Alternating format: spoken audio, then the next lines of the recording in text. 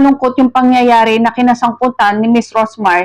Punta kami dito para mag-enjoy, tapos ang gagawin, ipabash pa kami. Promote kami ng police. Sutukan daw sila na rin doon. Tapos may mga babae na yun. Babae yun?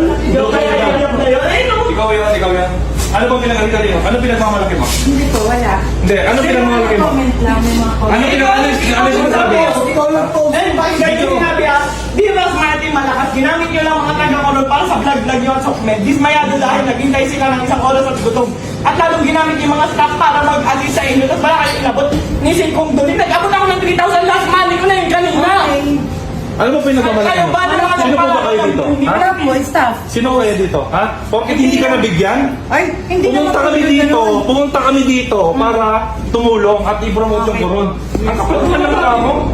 Kasi ng ganito si ate sa social media, sumama yung loob niya na wala siyang natanggap kahit isang kusing. Tapos, nagdagdag pa siya ng kung ano-ano kay Miss Rosmar at saka sa team nito. Na kesyo, hindi raw hinawakan ni Miss Rosmar yung pustiso. Actually, hindi naman talaga dapat hawakan nino man ang pustiso na hindi naman sa kanya kasi alam nyo ba na ang bibig ay maraming bakterya. Kahit na sabihin mong palaging nagsisipilyo ang tao, hindi dapat hawakan ng tao ang pustiso or kahit ang bibig nino man unless magga-gloves ka. Gamit nila ang koron para sa pagbablog-vlog. Actually, hindi lang naman koron ang ginagamit nila sa pagbablog, yung sarili nilang buhay, yung day-to-day activities. I'm speaking of Rosmar. So, hindi mo siya pwedeng diktahan bakit ginagamit niya ang koron. Siyempre, pumunta siya doon kung gusto niya mag-vlog, it's none of our business. Let's say, mayor ako ng Manila, merong bisita. Hindi mo pwedeng pagbawalan ang vlogger or sino mang bisita na, huwag ka mag-vlog dyan, mayor ako dito. Hindi mo pwedeng sabihin ganon. But actually, we have to be courteous. Kailangan nating maging magalang sa mga turista at sa mga dayuhan. Ito'y pagpapakita na kung ano tayo, di ba? Lalo na't may mga gustong tumulong sa mga tao dyan. Yung mga nasaktan dahil sa nangyari kay ate, hindi ko alam buong koron na galit dito. Sa mga taga-koron, wala akong masamang intensyon dito sa vlog na ito. Reaction vlog ito at my own opinion. Marami din kayong makikita ng mga reaction video na pumapabor din sa inyo. Ito base ito sa sinabi ni ate doon sa post niya. Kasi sa pagkaintindi ko ng pangyayari. Aring bakasyon lang ang pinunta nila. Pagkatapos, naisipan nilang mamigay ng mga grocery items at pera sa tao. Pero kasi naman Rosmar, bakit hindi ka nagbigay doon sa mga tao sa munisipyo? Big deal sa kanila yan. Honestly, meron akong karanasan sa munisipyo na talagang sobrang napakasama. May pinapalakad kaming papers na nagbabayad naman ng fees pero hindi umuusad yung papel kasi kailangan pala ng padulas. Ito base sa karanasan ko ha, may mga ganong klaseng tao talaga sa munisipyo pero hindi naman natin nilalahat. Isang tao lang naman kasi yan yung nandyan. Hindi ko lang alam kung nag-alsa din yung mga kasama niya.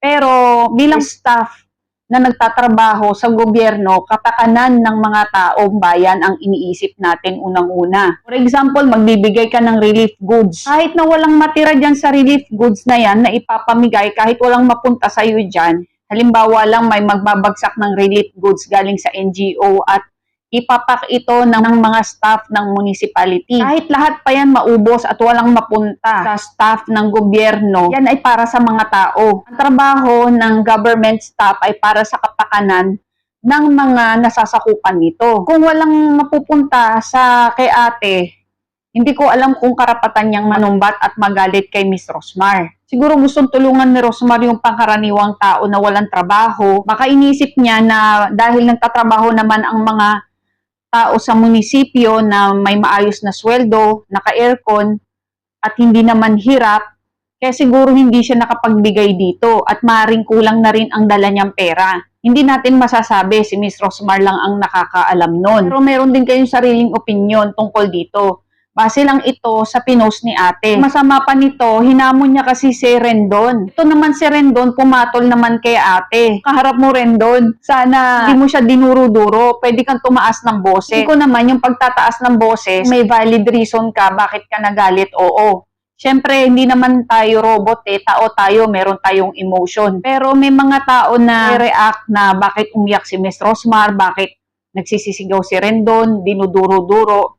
Yung pagduduro, mali yun. Express nila yung galit nila based on do sa ginawa ni ate, normal lang yun. Kung ikaw ang nasa kalagayan ni Rosmar, magagalit ka din, di ba? O ni Rendon, kasi part din siya. Pero hindi ko gusto yung way kung paano i-handle ni Rendon yung bagay na yon. Parang lumabas na napakakawawa talaga ni ate. Kasi nga naman, dun yung team nila.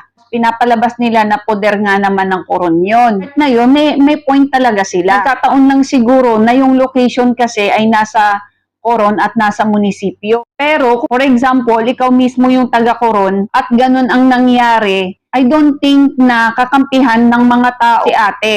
Nagkataon lang na hindi taga-koron yung dalawang ito. Kaya naman pinutakti sila ng mga bashers. So, nalungkot talaga ako nung nakita ko yung video na to. Tapos, nalungkot ako sa mga comments. Kasi, hindi ko alam kung yung mga nag-comment nun ay mga taga-munisipyo or taga-koron na umasa na hindi nakatanggap. Pero, I don't think na yung mga nagsasalita sa comment, they represent the people of Coron. Kung ganito palagi ang mangyayari, na dadaanin lahat sa init ng ulo at pag-aaway, wala talagang mangyayari. May mga tao na tumutulong pagkatapos dahil hindi tayo napagbigyan, may mga taong tingin mo na agrabyado ka kasi hindi nasunod yung gusto mo at nasunod yung gusto niya. Sa kanyang pera yun na ang mag-iisip ng paraan kung paano niya ibibigay ang pera sa mga tao. Hindi siya pwedeng diktahan. Si Rosmar ay isa ding businesswoman.